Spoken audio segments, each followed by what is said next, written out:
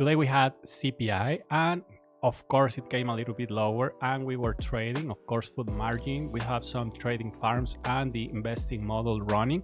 As you can see, here is one of the accounts. This is a little bit slower compared to the other ones. This is the one with 20% of out of the market, or 20% less risk. But here you can see how a very good trading farm is working. Even though you see a lot of lots, the margin size was always, the margin level was always very well protected, and market kept moving down in this video. So at the end it was around 30% profit, as you can see. So the algo was managing very good the range. What was the range? As you can see, it was not easy.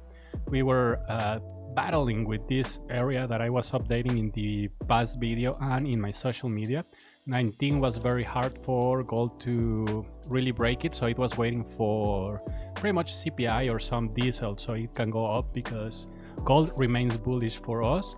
We don't consider gold weaker to the to the dollar at any point for now, because really data is good but not that good yet, because there's a lot of external factors yet measuring or adding to the weakness of the dollar. So in London we had these two big pushes. One was to the upside and the other was to the downside, complete or almost completing the 100% of the total candle.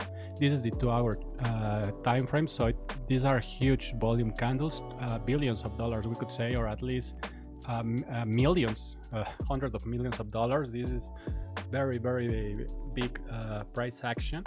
Then when New York started, we again rejected the 19 area just for having the CPI retest the lower part of the range to just go boom. So we are talking about from bottom to top is a $35 move in just one session, or pretty much 4 candles. So the algo managed very efficiently the margin.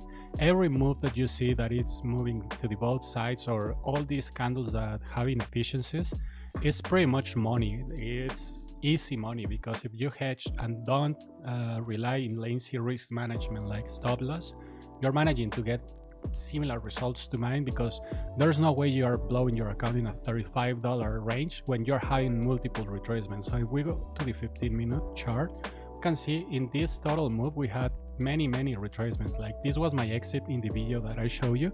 Then price went up again, and again I'm gonna close some money, because algo is doing the same thing, you know, it's trading all the time and doing the same exact thing that is trending with smart progression. So you think that it's better to use stop loss and try to guess the trend in this type of markets? Well, good luck, because that's not what makes money long term or how advanced traders do things.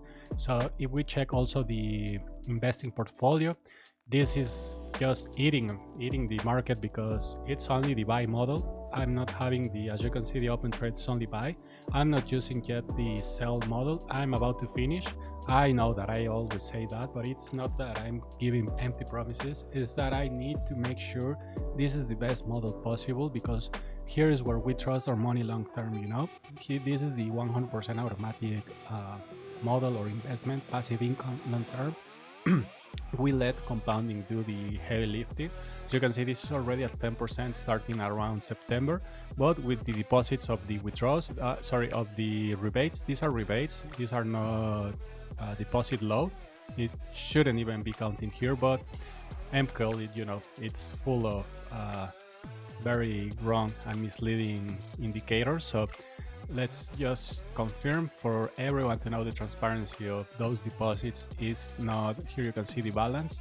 It doesn't say here, but in my account says IR. This is how Teletrade pays the rebates. Some others says rebates, or others, I don't know if commissions or something similar. But this adds to my profits, because rebates are based in my active trading or in the positions that I'm opening. So this is money that I'm having in my account because of what I'm doing. And as you can see, I have a kind of a big volume of trades. That's because I'm pushing those rebates. So this should be 12%. At this point is 12%. So very efficient, like around 3% a month. It's nothing bad, considering that I haven't even added the sell model. That will increase the profit, but also might increase the risk, because as I always mention, gold tends to be stronger over time than US dollar.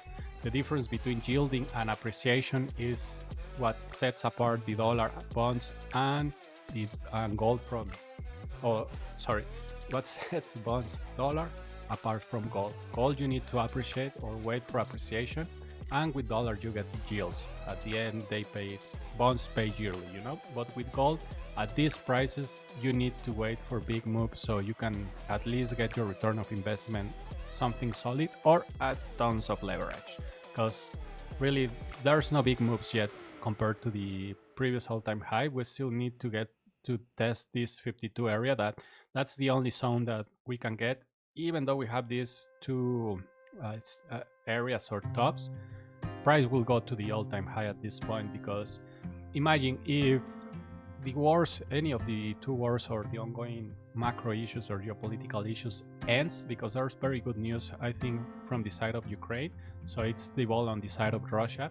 If something like that happens, that's very good, because no one wants war. That's bad for business.